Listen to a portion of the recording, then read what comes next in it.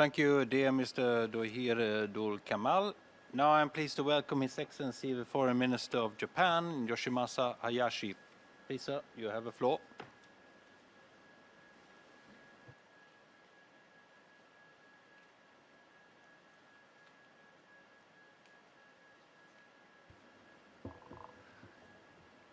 Your Majesty the King, Your Royal Highness Crown Princess, Minister Billstrom, High Representative Borrell, Ministers, distinguished representatives, I am really honored to attend this forum today and to deliver a keynote speech.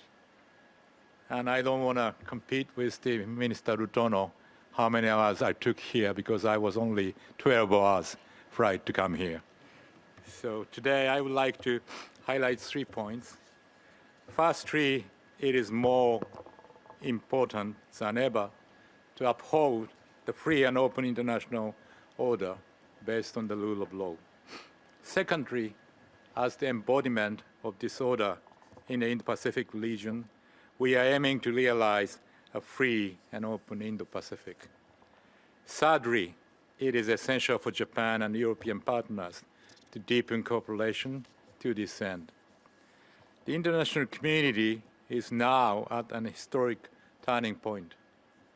Russia's aggression against Ukraine has shaken the very foundation of the international order.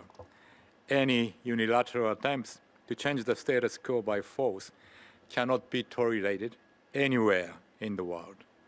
This challenge to the free and open international order based on the rule of law is not just a regional issue. It is also a common challenge that the international community must address together in unity. Otherwise, similar challenges will arise in other regions, and the existing order, which has underpinned our peace and prosperity, could be fundamentally overturned. In this sense, the security of Europe and that of Indo-Pacific can no longer be discussed separately.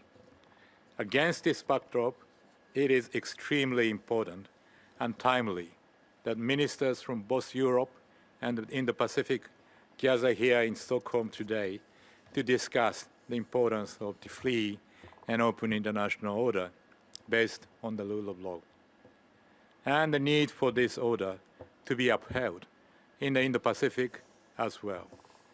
I would like to express my respect and gratitude to Minister Billstrom and High Representative Borrell for once again hosting this forum.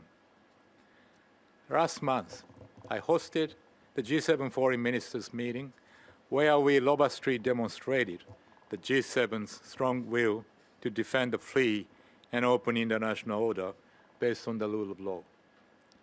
This vision underscores the necessity for the rule of law, especially for vulnerable states, in order to enjoy freedom.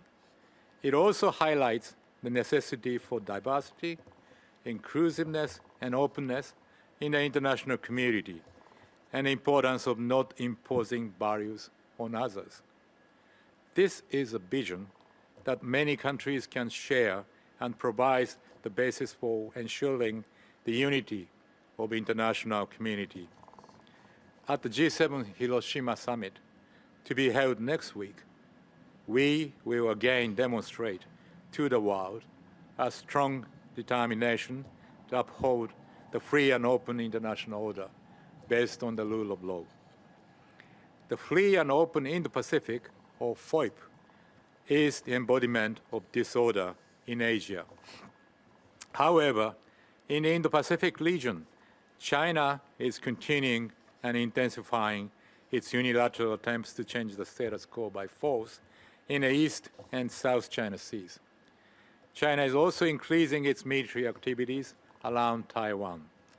In addition, China and Russia are strengthening their military collaboration, including joint fights of their bombers and joint naval exercises in the vicinity of Japan. During my visit to China in April the 1st, I directly delivered to my Chinese counterparts are serious concerns about these points. In addition, North Korea is escalating its provocations by repeatedly launching ballistic missiles with a frequency and in a manner that are unprecedented, including ICBM-class ballistic missiles, one of which fell within Japan's EEZ. In the face of this challenging security environment in the Indo-Pacific, it is vital to work not only with countries in that region, but also with like-minded countries in Europe in order to uphold the free and open international order based on the rule of law. Japan welcomes the increasing engagement of European partners in the Indo-Pacific region. Japan is committed to unwavering support for ASEAN centrality and unity and to promoting cooperation in line with the ASEAN outlook on the Indo-Pacific. We also firmly support the realization of the 2 of 50 strategy for the Blue Pacific continent, and will promote our partnership with Pacific Island countries. In March this year, Prime Minister Kishida announced a new plan for FOIP. Based on this new plan, Japan will expand cooperation with other countries for the realization of the FOIP in order to lead the international community away from division and confrontation towards unity and cooperation. One of the key pillars of the FOIP plan is strengthening connectivity. In the new FOIP plan, Japan announced that by 2030, we will mobilize a total of more than $75 billion in public and private funds for the Indo-Pacific region through private investment and ODA loans so that we can grow together with these countries. These efforts are in line with the cooperation proposed in the EU's Global Gateway strategy. Japan will enhance cooperation with the EU on sustainable connectivity and quality infrastructure based on the Japan-EU Connectivity Partnership, which was launched in 2019. In addition to this connectivity and quality infrastructure cooperation, the EU is an important partner for Japan in the Indo-Pacific. I am encouraged by the EU's increasing engagement in the Indo-Pacific in recent years, including the expansion of its coordinated maritime presences to the Indian Ocean.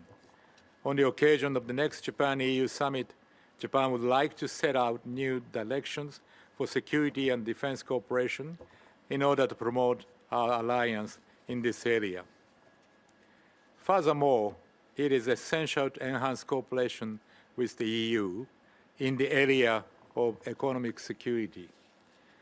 New challenges have been emerging, such as the vulnerability of global supply chains, theft on critical technologies, forced transfer of intellectual property rights, and the pursuit of national interest through coercive means backed by economic power.